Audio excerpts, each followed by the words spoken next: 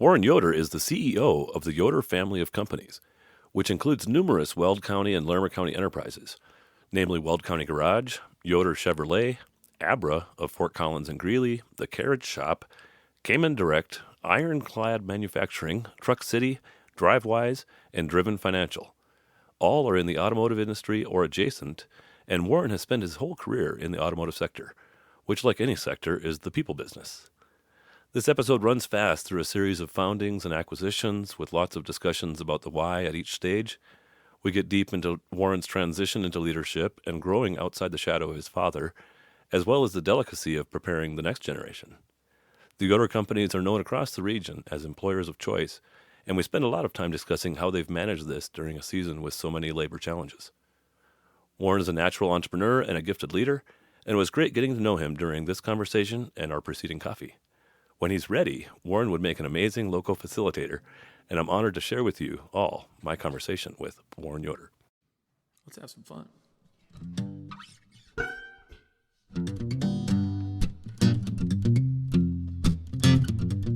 Welcome to the LoCo Experience Podcast.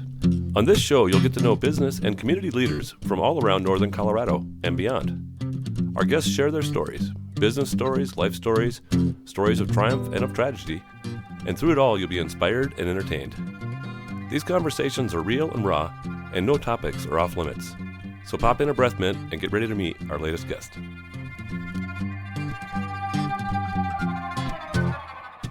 Welcome back to the LoCo Experience Podcast. My guest today is Warren Yoder, and Warren is the CEO of the Yoder Family of Companies, and that includes, I got to refer to my notes here, the Weld County Garage, Yoder Chevrolet, ABRA of Fort Collins and Greeley, the Carriage Shop, Kayman Direct, Clad Manufacturing, Truck City, Drivewise, and Driven Financial. Wide spectrum, sir. Yes, as of now, that's what it includes. Do you want to, kind of overview a little bit? I mean, most of them are fairly obvious. A Yoder Chevrolet, I assume, is a Chevrolet dealership. Correct, yep. Weld County Garage is kind of a service and repair, but also sales. Is that right? Actually, Weld County Garage is a Buick GMC dealership. And the interesting history about Weld County Garage, it's started in 1908. Oh, wow. And it is the oldest Buick dealership west of the Mississippi. Oh, wow. That is still in business. So, they got Buick in 1910, and I think GMC followed around the 30s. Wow. With Pontiac then coming after that. It doesn't seem like there were cars yet, but obviously Buick was one of the first on the marketplace. They were. When we think about like the Ford Model Ts and stuff, that wasn't until later, like the 20s, right? Well, history lesson. I know. Yeah, I think mid-teens. Okay. Yeah. Interesting. Yeah, it's looking at our, the ledger of accounts and such. I think the first Buick sold was to W.D. Farr in 1910. Okay. So, do you remember how much? It was like, when I remember, it was like $795. Which was outrageous at the time. Yeah. People that were buying horses for $25 would say. Who can afford that? Right. Yeah. So. Well, over time, who can afford not to? Exactly. So you got the Buick GMC there. The Chevrolet, a separate building, or are they attached? Separate building. Okay. It's in Fort Lupton. And then ABRA is a franchise, right? A auto glass repair? It is a franchise collision shop. Oh, collision shop. Okay. Sorry, I for some reason thought glass repair. They do have glass, but yeah. Oh, so there's some glass shops, but yeah, the main portion of it is collision. Okay. So they fix the dinged up cars that sometimes you buy in auctions or trade in and things like that, or mostly it's just an independent. Yeah, 98% of our business is insurance work. So if you get in an accident, nothing related to the dealerships necessarily. Not really. And then Carriage Shop. That's a little interesting name. Tell me about Carriage Shop. Carriage Shop is another auto collision shop here in Fort Collins.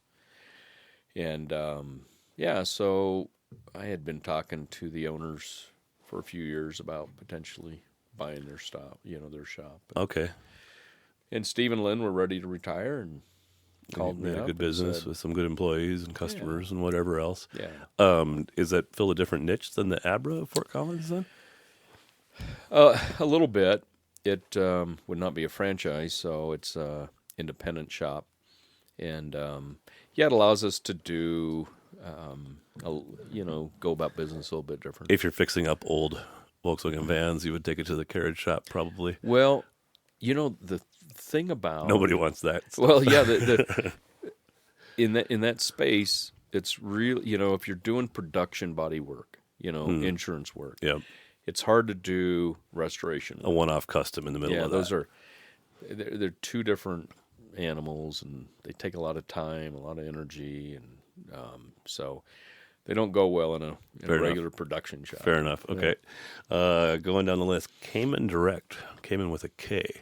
Came in with a K. Yeah. Our son's name, our youngest son, is Kayman with a C, and yeah. So this is we're a business development company, and what we do there's we work with dealers across the country, and we do a lot of their inbound service calls, and so you may call your local dealer, scheduling a service appointment, yeah. and could potentially be talking to us. Oh, really? So it's a call center It's a call center for that industry. for the automotive service industry, and and then we do outbound calls, customer service, special order parts. Yeah.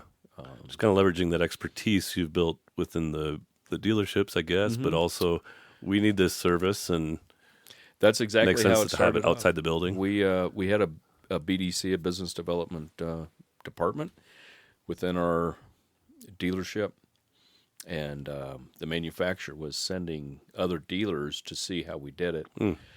And then we had requests for other dealers would said, "Hey, could you set one up in my store?" And just over time, we thought, well, we probably ought to charge for this. Right. We can't hardly charge enough as consultants to do it, really. Yeah. So it makes more sense as a subscription so we almost just- service. Yeah, so we just jumped in the business, and it's been about 3 years. Okay. How many people are taking service calls, and how many other? We currently have 27 agents. Wow. Yeah. Okay. And It seems like you could serve that many customers then. well, ish? no, I don't know. We have we're working with about 70 dealers across the country. Yeah. Oh, wow. So, so we actually have some, we got more. I think we could, with those 27 agents, we could probably service another 10 dealers. Okay. Before we got have some slack capacity still. Yeah, we have some capacity. By the way, I tucked my thing in the cushion, so you've got some free slack there. I don't know if that'll work for Good you, idea. but it's kind of annoying otherwise. Yeah. Okay, well that's a really interesting spin-off just all on its own, and probably a lot of upside because there's a lot of dealers that don't do it very good and don't want to mess with it if they could avoid it, I suspect. That is the truth. And really, when you look at productivity and efficiency of employees, one of the things that really slows that productivity of a service writer within a service department is how often they're on the phone, right? Right. They're greeting customers that come in the service department. They're getting estimates back from technicians. They're figuring estimates. They're trying to move vehicles around the shop and keep the flow going. And so a lot of times, if a customer's calling in for a service appointment, they're really not taking that time that they need to with the customer to figure out, their needs, or if there's additional services that. Yeah, because they're rushing to try to get back into They the just want to get back physical environment more. Actually, my mechanic, I won't mention names, but he's a chatty Cathy. Like, he'll be telling you about his girlfriend and their trip they took and stuff. And I'm like, dude, you should probably get back to real work, but whatever. Well, I thought Which is also a bad thing. Well, that's what I thought. I'm like, well, where did the service writer ever come into the play in the service industry? But it was a technician back there turning wrenches, and then a customer comes in and is like, Oh, I gotta stop. I got to stop. And, Right. Yeah. Well, and mechanics are grumpy because it's a pain in the butt sometimes to figure things out. And so now you got a customer coming in and the last thing they want to do is stop and talk to that customer when they just nick their knuckles trying to get that stupid nut off again. Exactly. Yeah. So, well, very interesting. And Ironclad Manufacturing. Ironclad is another business that we started within our organization. And we the majority of what we're doing there is building truck bodies, flatbeds for customers. And it was just getting to the point where us outsourcing beds to with other manufacturers, time delays, and in that business to business space. Oh, so you sell a lot of those kind of trucks that have the flatbed setup, a lot of commercial. You couldn't sell them because you couldn't get the product. Yeah, so 6 months to get a bed, and quite frankly, the quality wasn't there. So we had a gentleman within our organization said, I think I can do this big. Give me a week to engineer it. I can figure it out. Yeah. So yeah, that's kind of been a fun little process. And yeah, different than most of the rest of them. More manufacturing instead of service, as most of the other operations are. It is, yeah, and we're trying to figure out that space. Yeah, manufacturing is different. Well, you learn some things here and there, and eventually you put it all together. Truck City. Okay, Truck City is their focus is fleet and commercial service, and maintenance. And really tailored towards the business to business. There's the name on the title of a company, a plumbing or whatever. When you look at the service industry, the retail service is different than commercial. The needs of the totally. As much as a retail salesman might want to have a big commercial account, he's really not equipped to really understand their needs and get them the right product, turn it at the right times for mileage, different things. Yeah. And then it's maintenance and sales. Yeah. A lot of times anyway. Yeah. And we have a full commercial and fleet staff for sales and then for the services. Yeah. A little bit like Huska's got their big heavy truck division kind of, because it's a different set of needs for a different set of customers. Exactly, yeah. Drivewise. We're almost at the end, I promise. Okay. Drivewise is we are, I guess what you would call it, is a buy here, pay here operation. Okay. So basically, we're working in the space there with customers who can't get financing for automobiles on a conventional level. Yeah. Can't walk into a dealer or go to a bank and get financing just because of credit challenges. So is the impetus to starting that one because you had junky vehicles you wanted to get rid of to somebody, or because you wanted to help people that otherwise were having a struggle getting a dependable car? Well, it's a trick question. No, it's it's hard. It's a challenging space, It's a great question because the business model that we work under is not the old typical buy here, pay here model where you had a junky car and you had $200 in it and you came in and someone gave you $100 down and $100 a month for 2 years. Yeah, and as soon as they repo, you grab it back and you start the process over. And that's not how we operate. We try the best we can to put a good quality car on the road. So, the amount of money that we're putting on the street is pretty significant. So it's a whole different business model. But yeah, I imagine. I mean, as hard as you try, you probably still have to do repossessions and things like that sometimes, and whatever else. But it's an interesting business, but it's challenging. On the other hand, it's very rewarding. Yeah, finding somebody the right color of Lexus isn't the same as getting a single mom a car that she can actually depend on. That's right, for a new job, getting back and forth to work, and that's where so many people when you're looking for a car, it's everything. We look at is it's mostly want, right? Oh, I want the new car. I want the new color. But yeah, for this population, it's 99% need. It's not a. It's not a. What are your most popular cars in that space? Like, because you can do whatever, right? You don't have to do Buick, GMC, Chevrolet. No. Hyundais. Seem to be very popular, mid-size SUVs. It kind of follows what Yeah, the regular trends is what regular trends autos. are. You know, Fair. it's just hard to get like a 8-year-old Honda that you could justify putting in a program like this just because the values are just too high. Right, right. Makes sense. Yeah, still can't afford it. Yeah. And then finally, Driven Financial. Is that the sidekick to Drivewise? Driven Financial would be the bank, basically, for Drivewise, and so that's the finance company. I see. Well, that was fun. Yeah. And there might be one or two we missed out there. Who knows? Or you'll start something new before this podcast is out. I think I remember that you grew up in family business. Is that right? Your family had Weld County Garage at least before? Yeah. So can you take me back? My father has a very interesting story. Him and a few cousins grew up in a Amish home in Kansas, and at 17, him and 3 of his cousins decided maybe it would be a good idea to run away from home, or at least get to the big city. And this is like circa 1945 or something? It would have been about before World War II? No, he was born in 1940, so about 57, and so they all moved to Denver, and I think about this, 17 years old. Yeah. And well, not to mention from a fairly restricted or separated community. Exactly. And so he at a young age had to, he was very entrepreneurial and started his own gas station and got into the car business, and later had worked for a Ford dealer in Denver. How did he, do you know the story of how did he have money? No.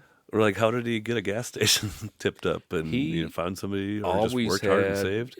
And that's kind of the way it was. Yeah. And he always had people that came alongside him and, had favor with people, and people really liked him. So they may say, hey, we know you work hard. Let me help you out. Maybe start a business. And that's kind of how it all morphed. He eventually came to work for Garnes & Wheeler Ford in Greeley in the 1970s, and had a few investors came to him and said, hey, we'd like to buy the Weld County Garage.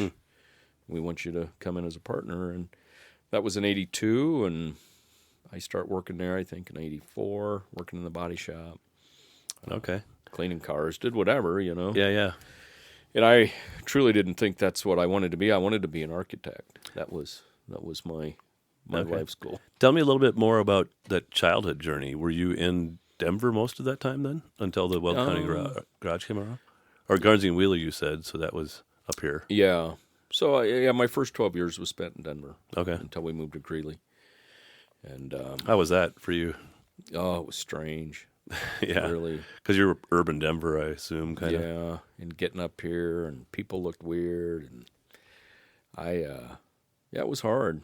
Yeah. Nothing that a kid in 5th grade can't bounce back from, but it was, those first 2 weeks, I'm thinking, I don't know if I want to, maybe I need to run away. And do you have siblings too? 2 sisters, 2 older sisters. All right. Yeah. So they probably took it harder than you did. Yeah. I mean, just based on their ages and stuff at the time. And the school system was tough, it was really hard on my older sister, and not, people didn't accept her, and it was tough. It was a battle, it seemed like, growing up, Yeah.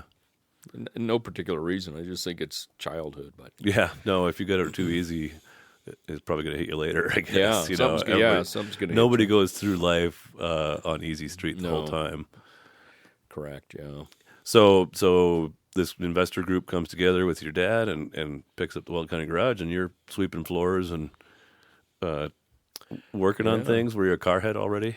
No, not really. You said architect was your dream. Yeah, I was starting to buy and sell a few cars. Because I worked in the body shop, I'd fix them up and paint them and sell them, and so I was doing that till I could get ready to go to school to be an architect. And the my least favorite subject was math, and I didn't do well with it at all. And they insist on a lot of math for architects. It's weird. And I didn't know that. So Yeah, just like use a ruler and draw straight lines. Come on. a funny story though. I was going to Ames, taking night classes, as I was working in the body shop, and I was doing some civil drafting, and we were out on break, and the instructor, the professor, was out there smoking his cigarette under the lamp, and he called me over. He says, "Hey, Yoder, come here." "Yeah, what's up?" He says, "You need to stay in the car business." "What?" He says, "Yeah, you need to stay in the car business." And I said, "So do you want me to go back to class?" He said, "Nope, not necessary." I walked in and, put my slide rule and my pencils and put in a box and left. I got fired from college. He invited you to not be in his class Yeah, anymore. was that crazy? I'm just like, Do you think that was because he had a sense of you needing to be in the car business, or that you were just never going to make it in that path? I think it was both. I look back on my life and I think it was divine intervention at that time. You know what I mean? But at the time, I'm like, all right, Whatever. I just got rejected by my teacher. I think I just got fired from college. It's a lot easier to see providence once you spot it a few times, though, huh? Yeah. So, does that change your next day? I did at that point think, well, maybe I need to make this my career. Yeah. So, just worked through the different departments in the dealerships, and eventually went to National Auto Dealers Dealer Academy. Okay. And which is kind of like a year-long school. Sure. And, what do they teach you? Well, they teach you management skills and they different teach things, you margins, all the business different operations. Exactly, all the different departments: new cars, used cars, parts, service, accounting, that kind of thing. Finance is a big deal. Finance for dealerships, or tends to be. Interesting. So was it like? Tell me about the environment, because your dad's still the boss, right? As you're kind of working your way through departments, was it like you had to earn every promotion you got along the way? Did people look at you like, that he gets his chances because he's, what's your dad's name? Lee. Because he's Lee's boy, that kind of thing. How does that dynamic play out for you? Yeah, that's a great question, because I'm watching my son go through that right now. Right. And it was funny because I called myself. There was a gentleman in the dealership who called me the DPS, and that meant dealer principal's son. So I think along with I think a lot of young people coming up through a family business struggle with, what do they think about me? It's almost like you're either working extra hard to prove everyone wrong, or you are actually coasting. You are that silver spoon, right? Yeah. And some people might think one thing and other people think the other. Exactly. Even if you're actually just working pretty hard. Yeah. Yeah, and my son and I have had a lot of conversations, and he battles with it as well. Yeah, yeah. And the big thing is, as you're coming up, eventually, like myself, I had to get my own team around me, to where it wasn't my dad's team. Right. So, and that was hard in itself, because, you had to let people go and just people who've been around for a long time, because, it's hard. So you learn a lot, I think, at a pretty young age, Tell me about what the business was. It just the Chevrolet and the Buick GMC dealerships? No, it was at the time. It was just the Buick GMC store. Oh, really? Okay. Yeah. And then my dad always had this heart to help people out in the buy here, pay here world, and kind of as I start running the organization, he was able to go off and start a buy here, pay here. Oh, I see. And so he was still the primary owner probably, but gave you more and more responsibility there and had this passion to start the Drivewise. Yes, exactly. Cool. And it was under a different name. But yeah, that was his heart. Because I started in the body shop, I really liked that business. And in the dealership world, body shops are a department. like the parts department or service department. Sure. And I wanted to take that out, right? So that's when we become an ABRA franchise. Okay. And I took the ABRA out, made it a standalone business. For the main reason, I wanted to start building equity in another business, right? Mm-hmm. And if it's just a department within a dealership, Right. you're not really building any equity in. Well, I'm imagining business. to myself that also now you can use that space at the dealership to do more service work or sell more cars or do the things that you really do well there. Yeah. And let the body guys really stay productive all the time on the body. Yeah, exactly. Have other customers too, not just when it happened to be your customers that ran into somebody. Because I have to think there's lots of more highs and lows at the dealership space than at like an ABRA. Yeah. Not necessarily. People crash stuff all the time. I'll tell you when the worst was as soon as people got back on the road from COVID. Right, all these rusty drivers. COVID, and then always the first snowstorm of the new year. Yeah. Like in October, and people are you just forget. Right. They've been meaning to replace their tires all summer and yeah, on these ice skates. Yeah. Yep. So that ABRA became really the first way for, in some ways, your first venture of your own. Yeah, I think you could say that. Yeah. Yeah. Okay. And talk to me about the car business in general. Like, obviously, long-standing customer relationships and, having enough margin, doing the right add-ons, there's the business to it. But what are the things that really set Weld County Garage apart, if you will, and led you success in growing that? Yeah, I think really what separates us apart is, forever dealerships across the country have been, a local business person, very involved in the community, and on 3 nonprofit boards and exactly, and they're usually on busy intersections and streets, so it's a very high profile business. Yeah, you know what I mean. And I'm not as familiar with Greeley, but in Fort Collins, if you're a Dellenbaugh or a Carroll or a Markley or whatever, and that's the beauty. Everyone can go to these names, right? You can think of them and in the different towns, and so it really is, that relationship, right? That these business owners have in their communities, and really that's what sets us apart, and I think still sets us apart with everything. And so many things in the world are consolidating, and right now we have three of the dealers left in Greeley are not part of some bigger really? Big consolidated group. Yeah, John Elway's been buying dealerships up and down the Front Range pretty fast. Motorcycles too. And so with anything when things get so big, I mean, the first thing, there's obviously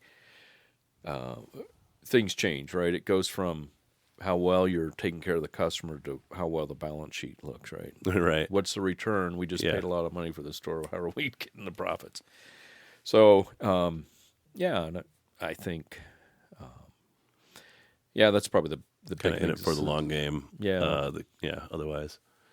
When I was first in banking, I worked for a bank called Community First National Bank, and they had like 120 banks or something like that. But their kind of motto, if you will, was they let each kind of region have a lot of independence. And each bank itself had a fair bit of independence, and then regionally they were clumped. So it wasn't just some headquarters barking down orders from on high. My sense is you might have a lot of autonomy within this family of businesses as well.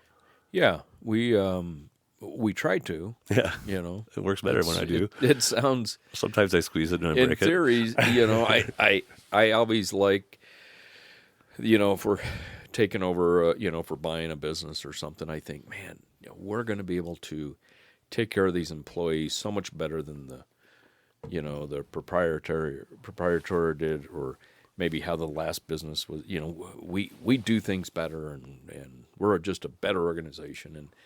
And perceptionally, not everyone feels the same way. Yeah. You know what I mean? But I think overall, throughout our company, we got a great culture. We have a care team where someone from each organization is represented, and we've got a portion of our profits that go into this care team, and that really is what we do with that is we give back to the employees. So if you might have someone who's dealing with a death in the family, or and they a can't, major illness of their spouse or something. yeah, and they're like, hey, we whatever. can't afford plane tickets to get back to New Jersey to go to a funeral, or so we'll pay for that. We have a down payment assistance to buy a house, and depending on income levels. And right now we are also looking to start a daycare center mainly for our employees. Yeah. And so that kind of stuff's fun. That's the rewarding part of the business, I think. Well, and it makes it a lot harder for somebody else with a similar pay package and whatever to lure people away. Hopefully. That's the idea anyway. So to get back to the journey a little bit, so you move out this collision department, create the first ABRA in Greeley, I assume. Yes. And then how did the Fort Collins ABRA come along? Well, we were with ABRA corporately, we had a territory, which was Loveland, Fort Collins, Cheyenne. And so we just started looking for a shop that may be ready to sell. Gotcha. And that's when that ended up being Cooper's Auto Body, a long-term collision family here in Fort Collins. And Gotcha. actually really good customers of ours, bought a lot of parts from us. And Joel and John are just fabulous people. Yeah, well, and they were looking for somebody that would take good care of their baby and their employees. And that was the thing. Yeah. That's one of the most, I think that's one thing that I guess the Joe public wouldn't understand about buying or selling a business is, if you've got this business with 20 employees and most of the employees fairly well over time, and a lot of their spouses and their kids have been around, and, to just sell it to the highest bidder isn't necessarily a lot of folks' motivations. That's right. If financial isn't the main driver, And that's what we've been seeing. It's not, they just want their employees taken care of. Yeah, yeah. My dad's a farmer up in North Dakota, and for his landlords, it's kind of the same. Like, they just want to see their land taken well care of. Yeah. And be productive and not be overrun with weeds or things like that. And so, basically the way you market for new landlords in farm country is have good, clean fields. Yeah. They know who that is. You bet. They do. They can see it. Same kind of thing, the reputations among your employees. I mean, and people in the industry, I assume, mechanics or collision people and stuff, they know a lot of other collision people that work for other shops, and the banking industry, all the other bankers in town. I'm sure the car dealers know all of each other, kind of. Yeah, exactly. And so building that reputation as one of the choice places, and it kind of sets an expectation on how you work, how you show up. Sure does. Yeah. No, that's the biggest point there, I believe. Yeah. Yeah. So, tell me a little bit more about kind of the I guess Carriage Shop came along in kind of much the same thing. You mentioned the proprietors of that. Yeah, I had tried to talk to them about buying about 3 years ago. Oh, so this is a new one here. That was Carriage Shop, and it was really funny because I couldn't get, the gatekeepers kept me away from Steve, and so I called in and told him I was an upset customer, and I had some body work there, and I want to come in and talk to the owner. So that's how I got in. Steve didn't appreciate that, but I had him and his wife's ear. Just told him, hey, I want to buy their shop, and How did you know you wanted to buy it? Because it had a good reputation. Yeah. Kind of the same type of deal, that we're talking about here. Good reputation, did good work. family-owned deal, and Steve was very adamant he didn't want to sell. He didn't want to sell at that time. So the minute I closed the deal with Cooper's, not the minute, but it was about 3 months later, Steve called me back. He thought he missed his chance. He said, "Hey, now I want to sell," and I'm like, "Well, this is a great time to tell me, you know." And so anyway, we were able to put we were able to structure a deal that worked out for him and us. And Yeah. So yeah. Interesting. That's that fear of missing out can sometimes be a motivator, right? Yeah. So, talk to me a little bit about the people side of growing these teams and raising up leaders for these businesses, or maybe you've been blessed to be able to keep leadership in place with some of these acquisitions and different things. But I know people turn over and change. Like, what are you doing? What do you do well in that space? I mean, is that you? Is it people on your team now that are the most responsible? Well, it really is the people on the team that's most responsible. As I look at our organization and how we grew, and it was, I was so involved with everything, Yeah. banking, the HR, just so much. But as the organization grows, you just don't have the bandwidth. Yeah. And so someone told me, hey, you need to find a CFO, someone to help you out on the finance end of it. And so we'd kind of gone through all that, and Gotcha. we've had a few different CFOs through the years, and each one of them had a different set of skills that was able to get us to the new incrementally next level. the new next level. Yeah. Yeah. And so that's really been, I can't imagine it at this point. Right. If you had as many channels flowing through you Yeah. as you did back when. So yeah, but on the on the operations side, the general managers for the organizations are, They're high test folks already, and God's blessed. I feel that way, that He's really blessed us with some really talented people. Yeah. Well, that's sometimes how you can recognize with humility that He's got a plan for you, is that He brings these great people around you that want to be part of what you're doing, Yeah. And it allows us, even though we know we're kind of miserable dipshits sometimes, Yeah. that we aren't always that dumb. Otherwise, we wouldn't have other people that are great Yeah. believing in us. And I think I always look at, not always, I think just over the last few years, I think one of my strengths is vision, direction. So I think it's easier to get people alongside you if you have at least some good vision. Yeah, for sure. No, nobody wants to jump in a car and say, "Where are we going?" I don't know. That's we'll right. just drive until we figure it out. Spin the bottle.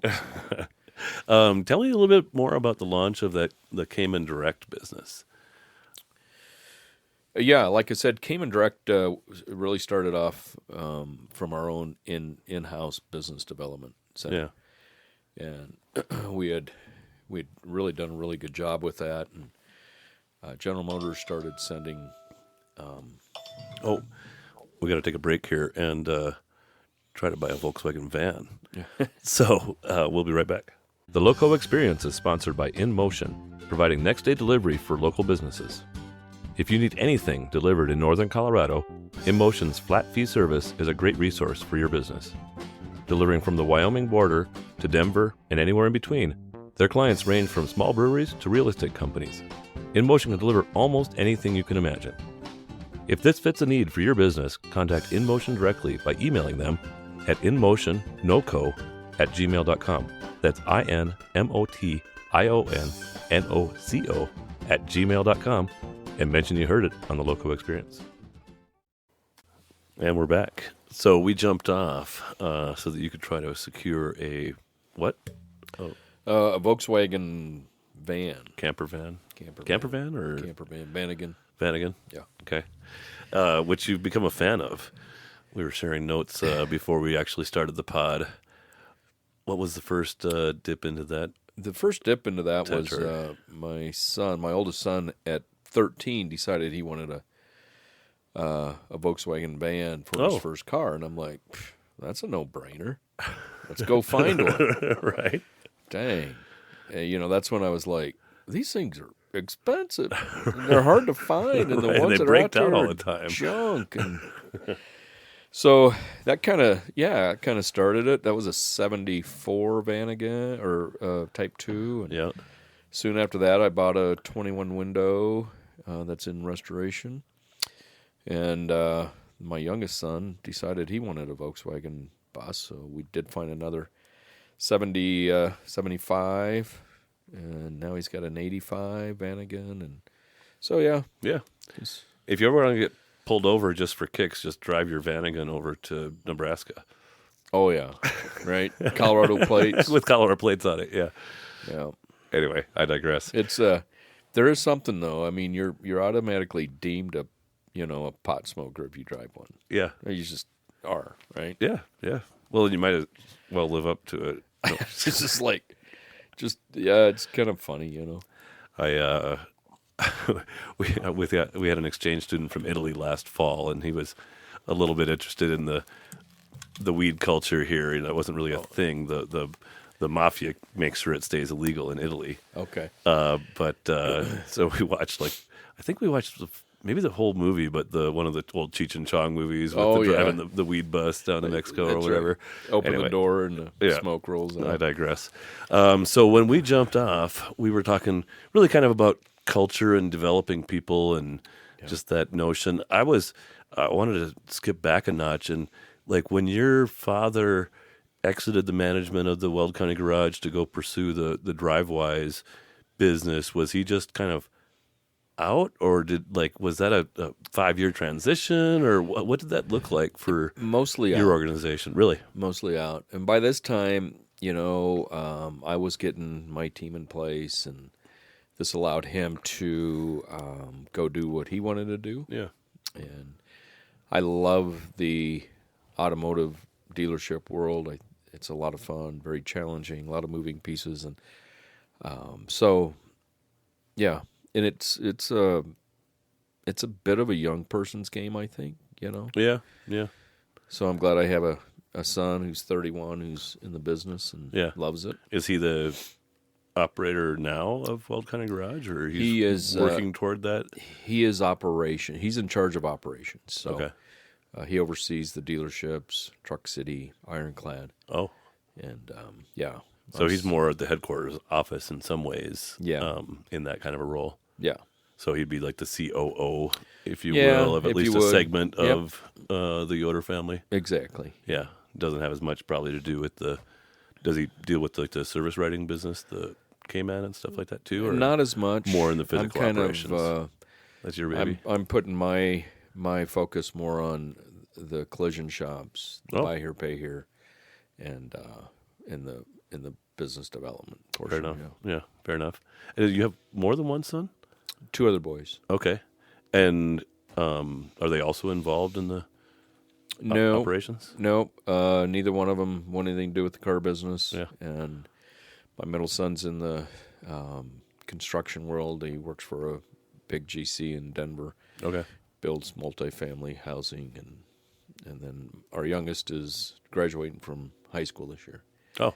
So okay, gotcha. Yeah, so it's your oldest son that's in the dealership business. world still. Yeah. Very good. And so talk to me a little bit more about the manufacturing business. I mean, you hinted toward it. It was for the flatbed trucks and things like that. Was this COVID-related supply chain challenges, or before that? Mainly COVID-related supply chain issues.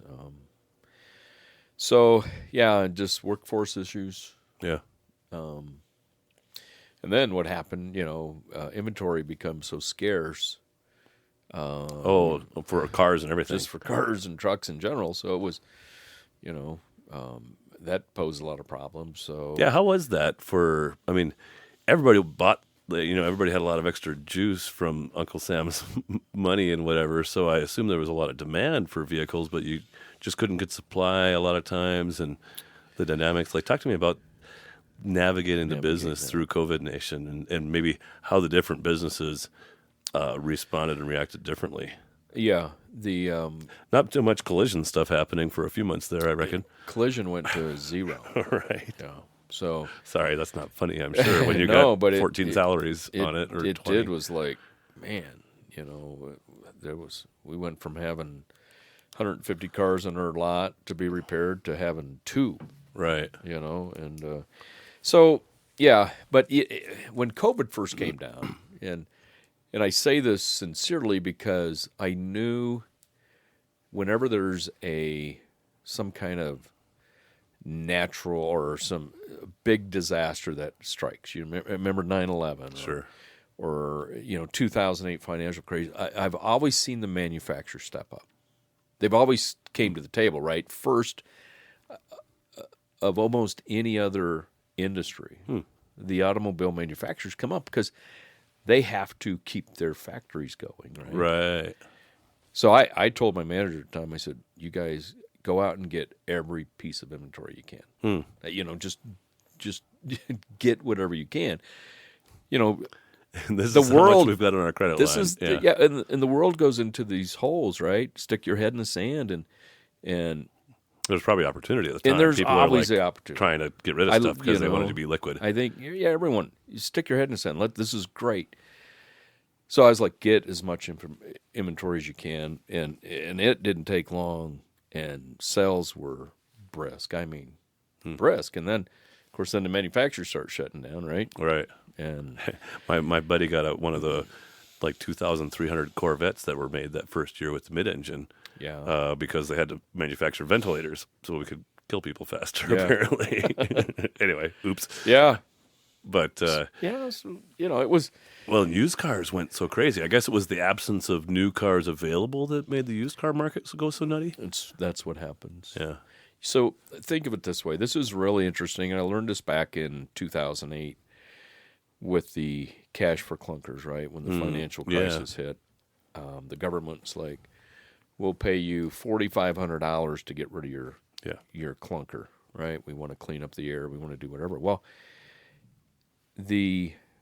when new car demand is down, it should be running about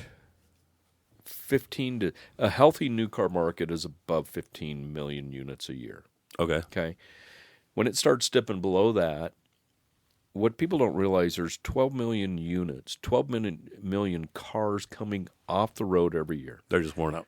Worn out, get totaled. Right. Whatever. Something. Yep. So we need new cars Yeah. to replenish what's coming off, right? So if the difference, if automobile if the new cars market is at about 14 million new units and there's 12 million coming off, there's just not much going in, right, into the system. Yeah, the net growth. So then automatically prices rise, right? So, and then the other thing that consumers don't think about, but let's say there's a massive hurricane in Houston, Sure.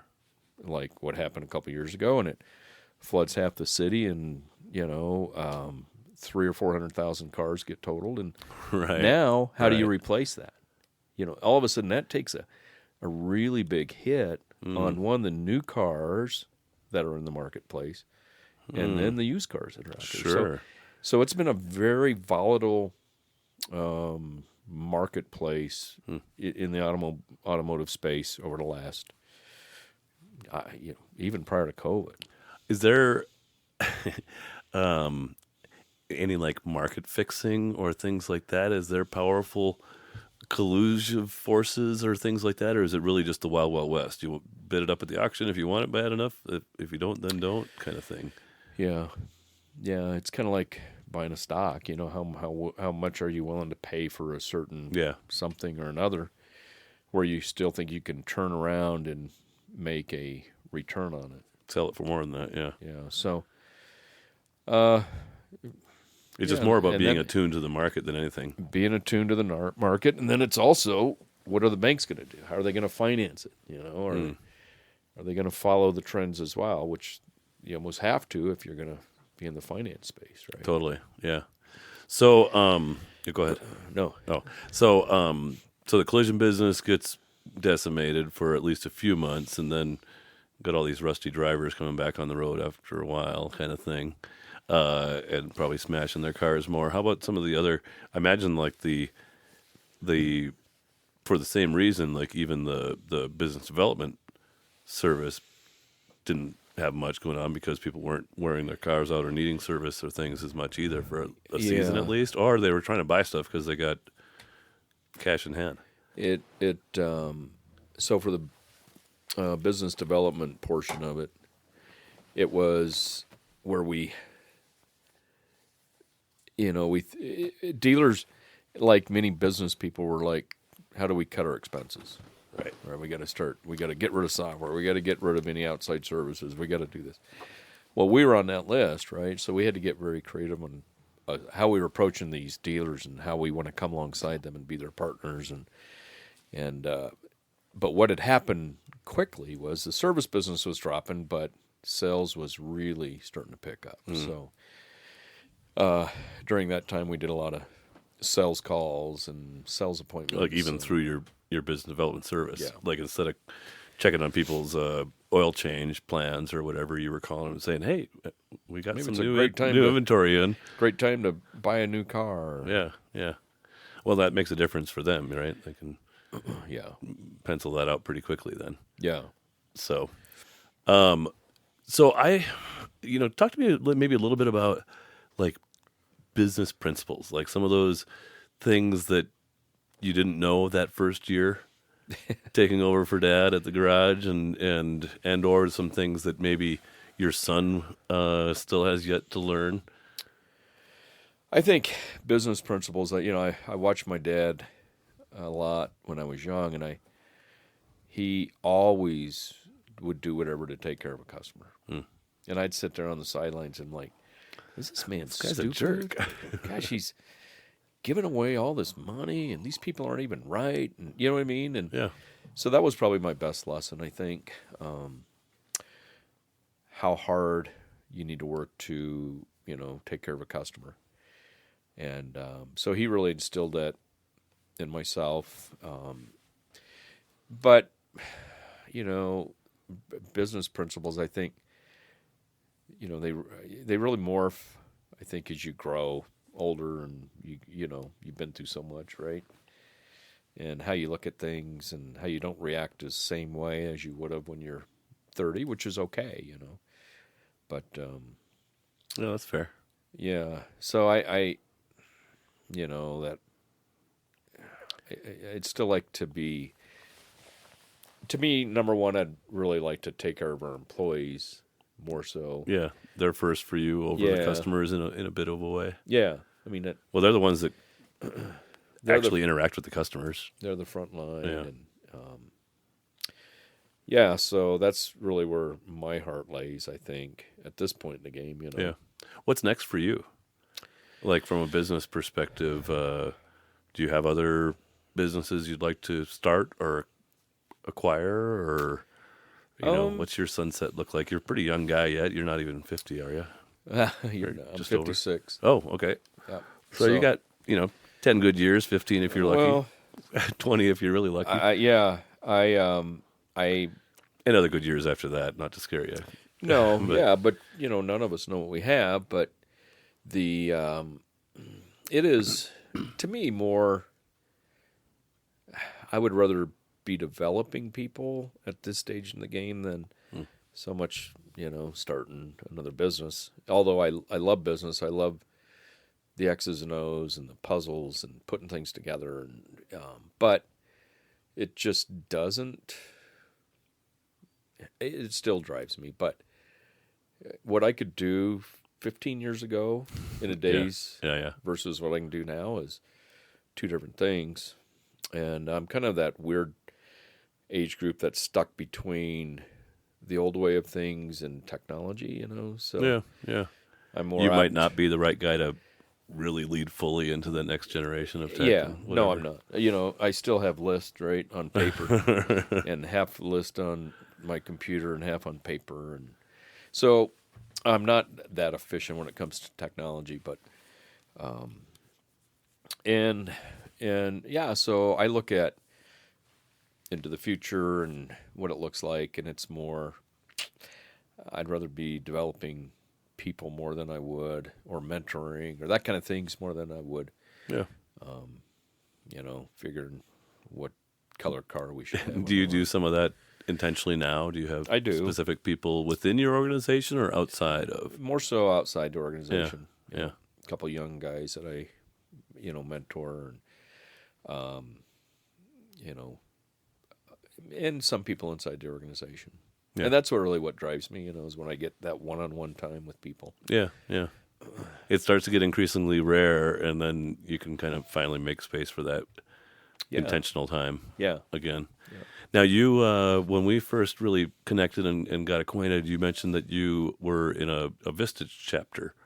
Yes. Your first peer advisory experience of your life, I think, right? You hadn't been were you in dealer 20s or things like that before? Yeah, currently in dealer 20s. Yeah. Okay. And in Vistage as well. So maybe can you contrast that with me a little bit? For those that are listening, a dealer 20 is basically an industry-specific peer advisory organization, but dealers come from all over the country where they're not, stepping on each other's toes, kind of. Yeah. Whereas Vistage or LoCo Think Tank are diverse industries within one region, so that's why they can be authentic, is because they're not really competing with each other. Yeah.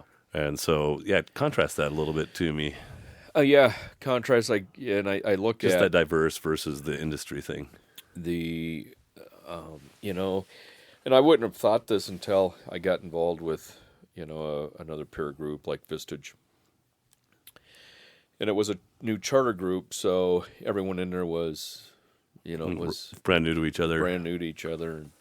And I've noticed in our group, which is really unique from what I even hear in Vistage, is just, I kind of want to call it the brotherhood, just how close everyone is. Yeah.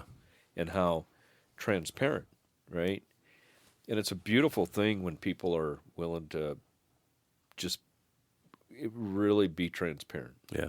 Instead of trying to. It feels good. It does, yeah. Trying to, this everything's great over here, and I got the best marriage, and my kids never disappoint. Yeah, this is just and it's nothing like that, which is really special. I would give up the industry group in a heartbeat. Cool. That's good testimony to keep the other, a peer advisory. And what's the name of your chair for that group? Ron Ferguson. Ron, I think you were supposed to introduce me to Ron one of these days, actually. Yeah, I thought I sent you an email. Oh, did I? It's very possible I missed it. So, anyway, I'll circle back. Ron, if you're listening out there, cheers. I'm a abundance-minded believer that more people should be in peer advisory, but I do plan to get Warren as a facilitator for LoCo Think Tank down the line here, so... Just seems like just the right type. Sounds interesting. It will be. You're a little too busy right now, but let me know. So any other business things you'd really want to share? I don't think people can look up all these different businesses and find their websites and all that kind of stuff. So we're not going to take the time to do that, how to find, but from a business, we're going to shift into kind of some of the closing segments after that. This episode is sponsored by LoCo Think Tank. LoCo Think Tank provides peer collaboration for business owners. We build smart, safe places to help business leaders navigate every stage of the business journey, and we love what we do and who we do it with.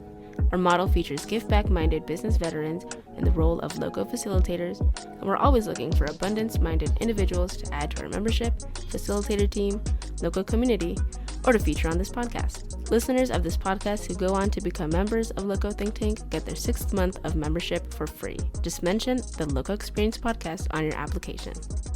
To learn more, visit our website at locothinktank.com. That's LOCO thinktank.com. No, not that I can think of. It's Okay. just, yeah. Well, it's a steady progression through your journey there. So, as you know, we always talk about faith, family, and politics, and so it's your choice which one of those you'd like to lead off with. Well, we've talked about your family a little already. But... Talked about my family, and then whenever we are having dinner with friends, I said I'm not going to get involved with any politics. I just won't talk about them. All right. So it makes me laugh. A couple years ago, we were having Thanksgiving dinner, and the fire a fire truck and an ambulance pulled up on their street across, so something happened across the street at this house. Right. And my middle son says, "Oh, they must have brought up Trump's name at the dinner table." Oh, I gosh. thought that was funny, But yeah, so I don't talk about politics, but Not even local politics, Weld County. well, not really. None of that And stuff. I support politicians, I just don't like to talk about it. Yeah, that's fair. Yeah.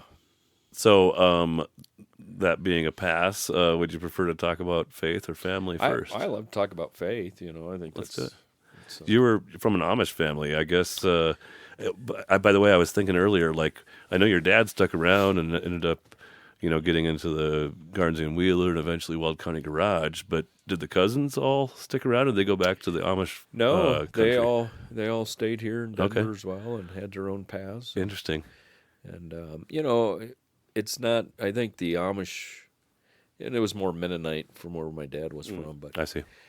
so you weren't like excommunicated. It wasn't like Yeah, you're out of here and you're no longer part of the deal. But But it's a totally different lifestyle, right? it is a totally different lifestyle.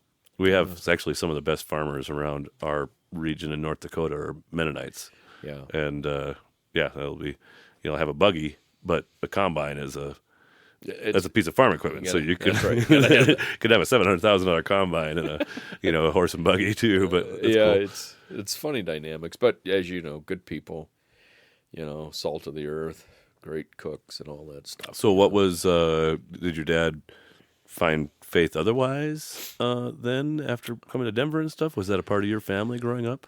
Yeah, it was. It was a big part of the family, and I think like any of us, it's not, where I had to get to in my life. It's not about religion, it's not about being religious. That's why I say faith.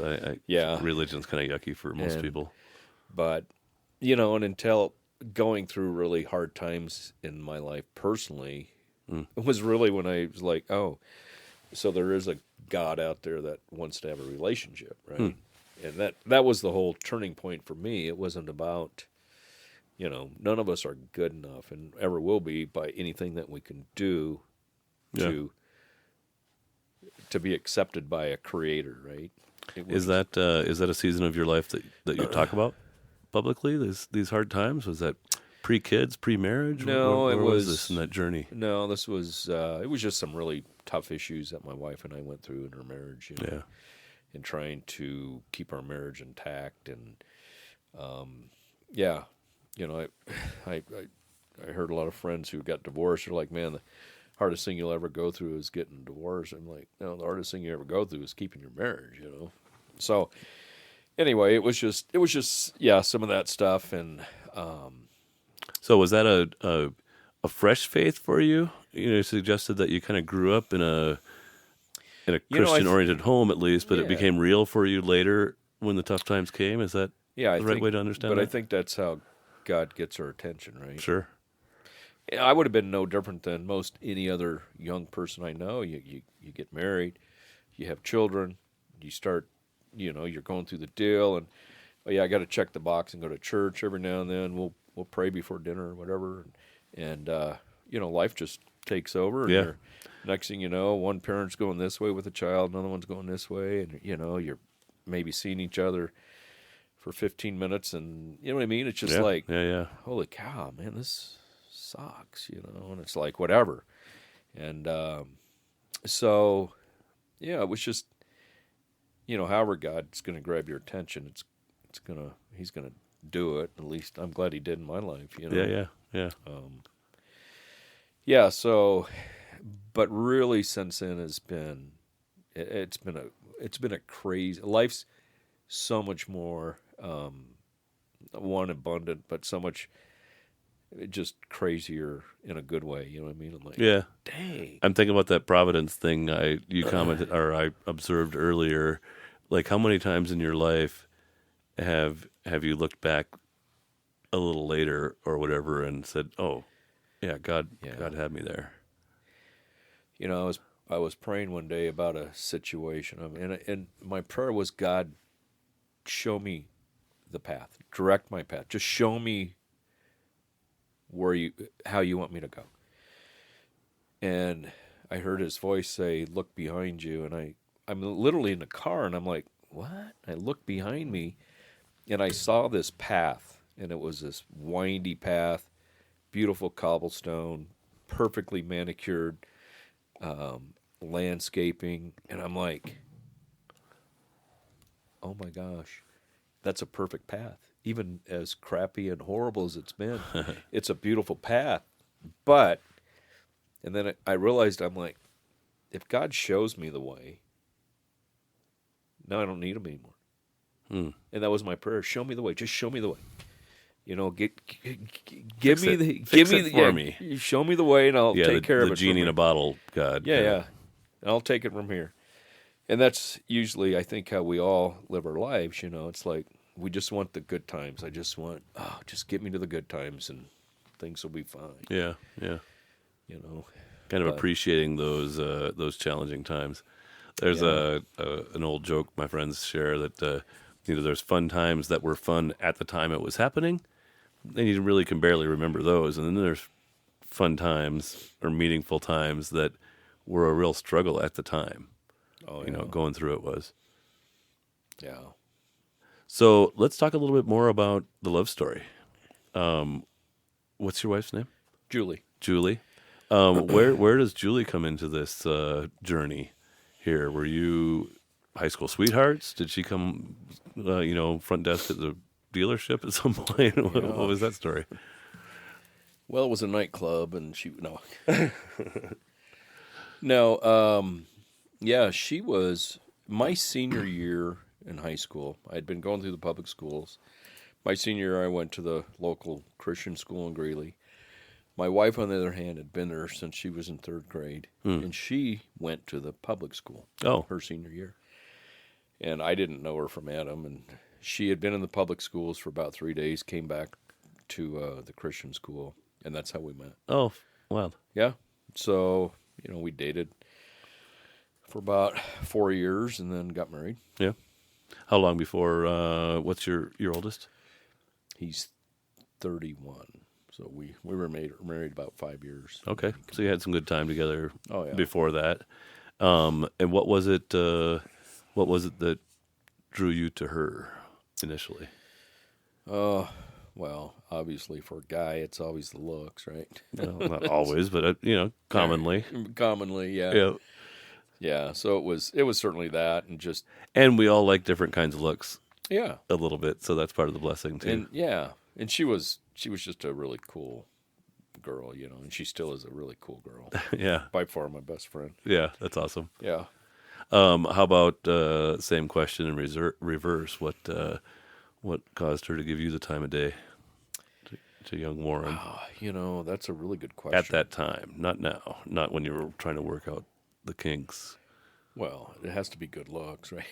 Clearly. Yeah, clearly. No, I don't know. Yeah, I think she, like we all do in high school. Man, I think he's cute. I think she's cute. Go. So you tell a friend so they say something. Yeah. Even as senior, it seems really corny, but that's kind of how it started, I guess. Yeah. So we always do a one-word description of the kids. So can you give me a name and a one-word description, and then just expand a little bit on each child? So your oldest is? My oldest is Chase. Chase, okay. And I would say one-word description is determined. Otherwise, I'd say damned and determined. He's determined.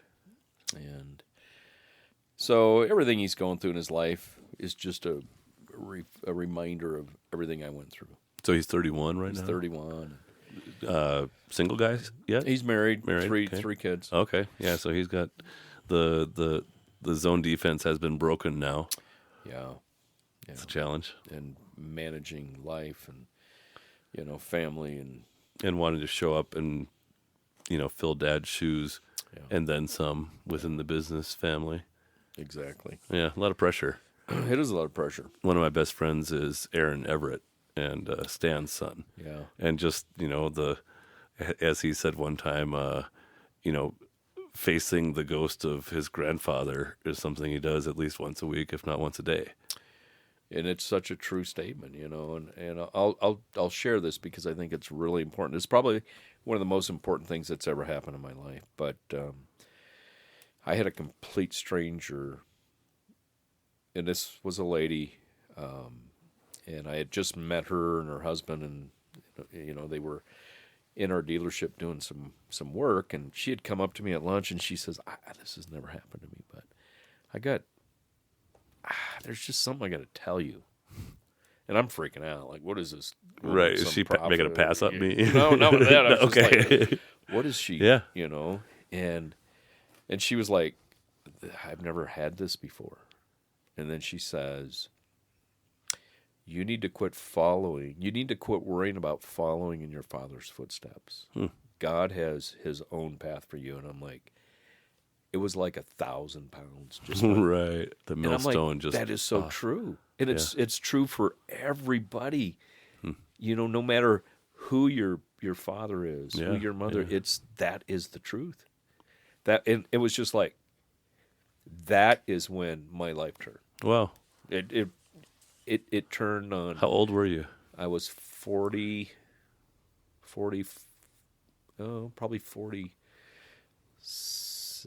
45, 46. Yeah. So this is like 9 years ago. 9 years ago, whatever. And I think I'm like, I wish I would have had this word 20 years ago. Yeah. But it wouldn't have been the right time. But you wouldn't have had the resources and even the confidence, honestly. Yeah. Because that's when this string of businesses really started to really unfold, and that had to have been so empowering to you within that space. Completely changed the direction. Yeah. Do you want to say thanks to her? You remember her name? I don't remember her name. It's like, maybe she was just an angel. I don't know, but it was crazy. Yeah. So I think that's real. I tell that story to a lot of people because I know there's a lot of young people that identify with that. Yeah. Well, and if frankly, if somebody tells you you're really special, believe them. Yeah. Unless it's a creepy dude in the van and you're Exactly. a small child, then take that with a grain of salt. But Yeah. well, that's cool. That's a really great testimonial there. Yeah. So anything? I guess we've covered family a fair bit. You got some grandkids then too? Yeah. You got Three. just the three? Three grandkids. Oh, sorry, I sidetracked. Because you got two more kids to tell me about. Two boys, yeah.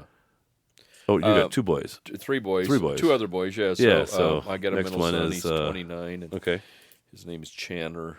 And Chandler. Mm-hmm. And, what comes to my mind is just, intelligent. And I say that because I'm not a very smart person when it comes to stuff, and seeing how his mind thinks, especially in the construction end, and figuring PSIs of Just integrated all those details. Yeah, and this was the kid who, when he was young, we had to make him put his shoes in a basket by the door when he came in, because every time he took his shoes off and we would go to leave, he couldn't find them. Every time, not here and there, every single time. My house right now has at least 4 pairs of shoes not where they're supposed to be somewhere. And then your kids can't find them. Right. Where are they? And That's I thought, me. That's me putting them there. Sorry, Jill. and I thought, I don't think this kid will make in society. That was I really thought that. Right. And he's doing great and just intelligent. His mind thinks. Well, I think it's something that you probably learned as you journey. There's so many different kinds of intelligence. You might be a 9 in this particular kind of intelligence, and a 6 over here, and then an 8 over here, and a 3 over here. That's part of that value of those groups, like a Vistage or a LoCo think tank, is people thinking differently than you can really drop some sunshine on your life. Yeah. And open up, crowd out those dark places. Exactly. So Cool. Well, that's a blessing. And he's working in construction in Denver. He's working in construction. Is he married? No, not yet. Nothing yet. So no grandkids there. No grandkids there. And then the last? The last is Kayman. Oh, yeah. And, so when I think of him, it's... he's a little younger, too. He's 10 years behind or something. Yeah, He said he's 10 high years. schooler. Yeah, and that was another miracle in our life. The doctors said we couldn't have any more children. Oh, wow. And that's a whole nother story. But, he is... I look at him as, he just loves the underdog. And he's such an encouraging person. And not so much, he is in our lives, but how I watch him interact with people is like double his age. That's cool. In maturity. Yeah, yeah. And, just he loves the underdog, he's just not into the who's who. And yeah. I just booked, do you know Reno Caesar? No, he's the Egg and I founder. Okay. Just booked him for the podcast in a few weeks, and his special talent is making everybody he talks to believe, and it's true, that he thinks they're just the best. Yeah.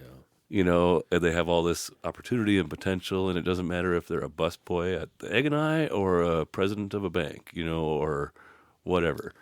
Just a real big encourager, right? Yeah. That's a special talent for sure. That's cool. It is a talent.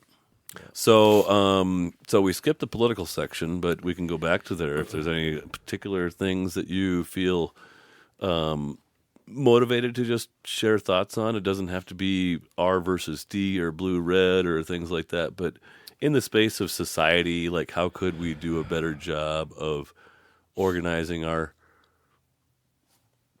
people?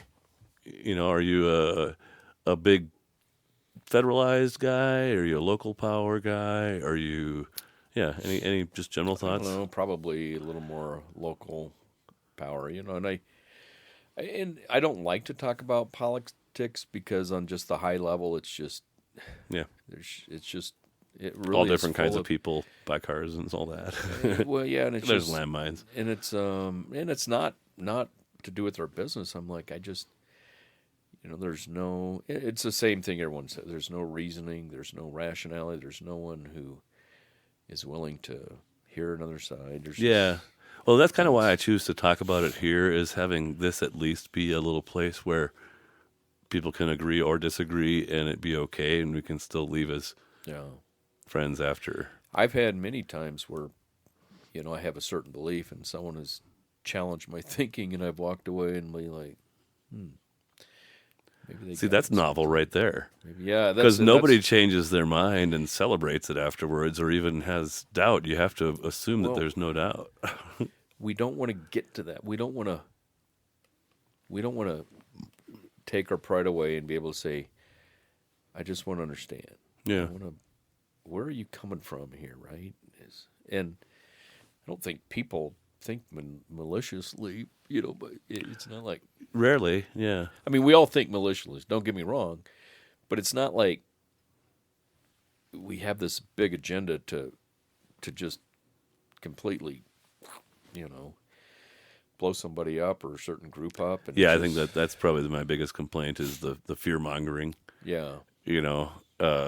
Charlie Kirk's an evil racist, and so is whoever else on the other side, right? And it's like, I intentionally try to keep an open net and gather lots of different perspectives, and I don't really see that many evil people like trying to lead people astray. Yeah. Now there's got to be... I don't see that many great people trying to lead people to the good path either. That many great people trying to bring people together, right? Yeah. So I don't know. I've actually thought about getting into politics. Yeah? What would you do?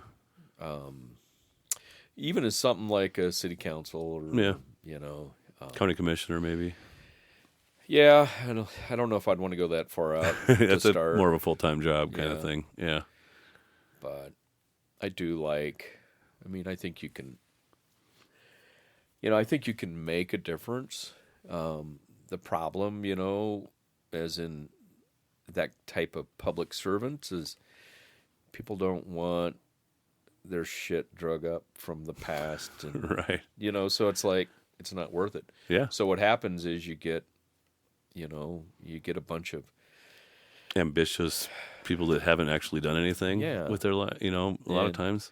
I mean, you're a great model of, I think, the kind of leader that our government and especially our local governments and stuff should want. You've built organizations, you've built wealth within your families and outside, you've created hundreds of jobs probably over time, and you've got like a heart that says we should have this care program where we divert some of our profits to really taking care of our employees that are in the most vulnerable spots in their life. Yeah. That seems like the kind of characteristics that almost everybody could get behind. Yeah. And somebody will dig out some old stuff that somebody said to somebody when you and your wife were having a tough time and like put it on the front page of the newspaper if you get too close. Yeah. And so it's like, do I want to Really subject myself to that?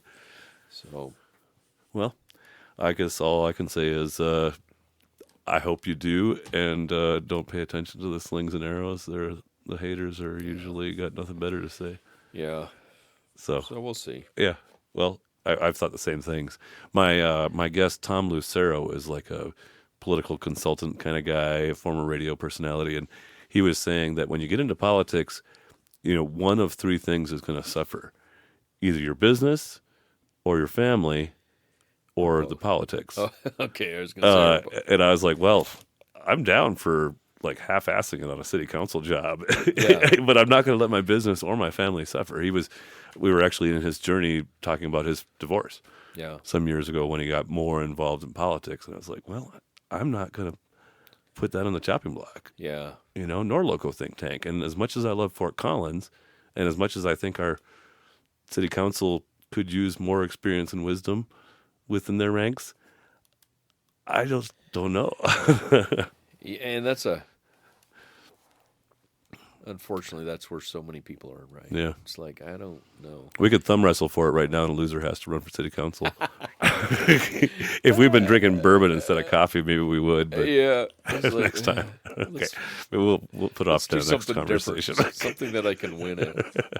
Fair enough. Yeah, where's the win-win there? So you were saying when you first came in that you were a little nervous about the LoCo experience. What story you might share of that craziest experience or moment? Or it doesn't have to be a moment. It could be a week or a year in the life. Oh, yeah. I mean, I read that question, we're going to have what's the craziest thing that's happened, and I'm like, man, I got a really boring life. I love my life, don't get me wrong, but it's like, I didn't, No near-death experiences. no near death, no jumping out of airplanes, or No payrolls due on Friday, and I am 200,000 short. and I go to Vegas and put it all on black Yeah, and come back and Woo! make payroll, and the rest is a success story. That'd be a good one. I don't know. I'll let you get away with a good joke if you want instead. Yeah. I was at the doctor the other day, and he was writing me a prescription, and he reaches for his pen, right? And he pulled out a thermometer, Oh. a rectal thermometer, and he says, "Some asshole has my pen." That's pretty good. It's one of my favorites. Well, Warren, I hope you've enjoyed this conversation. I know I have. It's been good. And I look forward to our next conversation. And Bet, Kirk. Yeah, thanks for having me on. yeah, appreciate all you're doing to really build, culture and community and jobs over there, and mostly in Weld County and a little bit here over in Larimer. Yeah, So it's fun. Godspeed for now, and next cup of coffee is on me. All right. Appreciate Godspeed. it. Thanks. Thank you for listening to this episode of the LoCo Experience podcast, produced and sponsored by LoCo Think Tank. This is your producer, Alma Ariano. Check out our website at thelocoexperience.com to find all of our episodes, nominate future guests, or leave us a message. You can also find us on Instagram, Facebook, and LinkedIn at The LoCo Experience. To support the show, please subscribe and share it with your favorite people. Until next time, stay LoCo.